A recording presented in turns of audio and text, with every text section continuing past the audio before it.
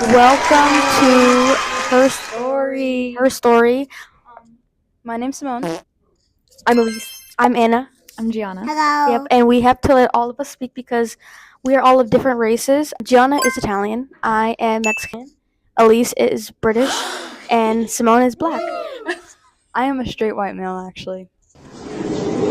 To begin, today we're going to be talking about Egypt and its long fight for independence from British rule and decolonization. Decolonization is the process by which colonies gain independence from imperial rule, especially post-World War II. This decolonization really weakened European empires. Nationalist movements grew worldwide. There was a lot of international pressure from the United States and the Soviet Union. Right, and then how did they come under this rule? Egypt, after the fall of the Ottoman Empire, had a brief period of independence until British came and to control this area in 1882, and they occupied to protect their own interests with the Suez Canal, a vital trade route, because that connected them with India. Britain claimed that it was a protectorate, but Egypt was actually effectively ruled for decades by the British and remained under British influence until 1952. So it was under colonial rule for about 70 years. Okay, so some important leaders were, one of them was Nasser. He wasn't just a military officer, he was the Nasser of Egypt's freedom. He led the Free Officers Movement, which overthrew King Farouk in 1952. Let's talk about an overthrowing success.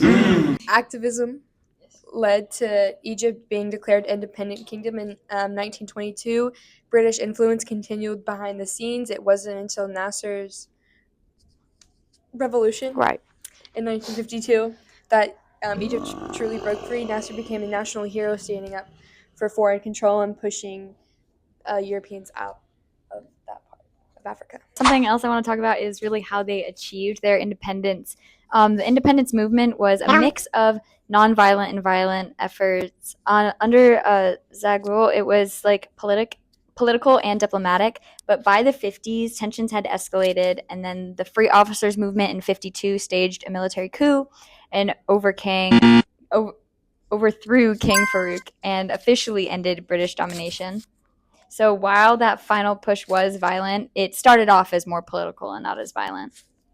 Speaking about the violence of this revolution, overall, the Egyptian struggle for independence from about 1919 to 1922 is hailed as like the first non-violent mass protest in modern Middle East, because the majority of the other ones happening during this time were pretty violent.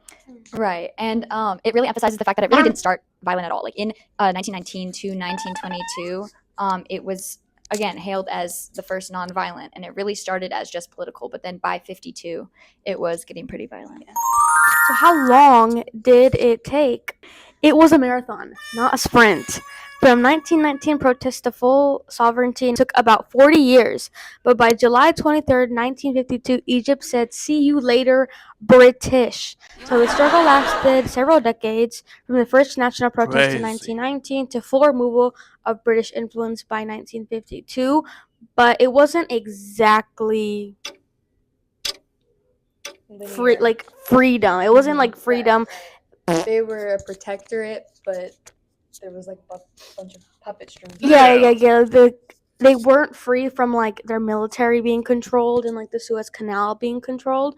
It's kind of like a taking what you can get. Yeah, And taking so what you then can get. Who were the groups competing for dominance after they did get their independence? Anna mentioned before, there's the Waft Party, who was led by Sad Zaghloul, and this was the most popular group among fighting for full independence, and it had the majority of support for the people. Then the other people that were fighting for independence was the Egyptian monarchy, which was King Fahd the First, but he clashed a lot with the Waft Party because he wasn't as for the people as the Waft Party was. There were also a ton of British-backed elites. So some of these government officials and elite people worked with the British, and they didn't really support full independence because, it's who they're working with. They don't want to go against the British. At least when was Independence Day? July 23rd, 1952. What is its current relationship with its former colonizer? You would know because you're British.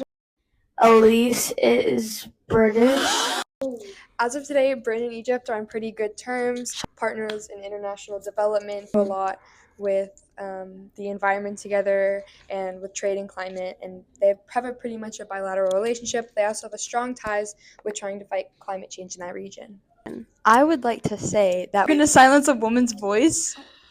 Yep. So what kind of interesting and There is no important? Steam 8.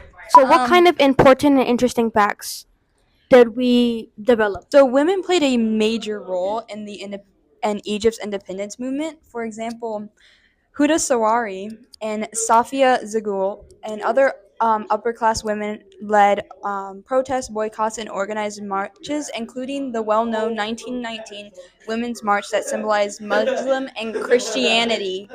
And also, the 1919 revolution is considered the first modern mass protest in the Middle East, which unified people across class, religion, and gender because everybody in Egypt has a mixture of all cultures. Like there's a lot of Eastern Orthodox, like Catholicism, and then like Islam in that area because of how it's like situated. Another fun fact is Egypt's students and intellectuals were really the key organizers of the demonstrations and the strikes.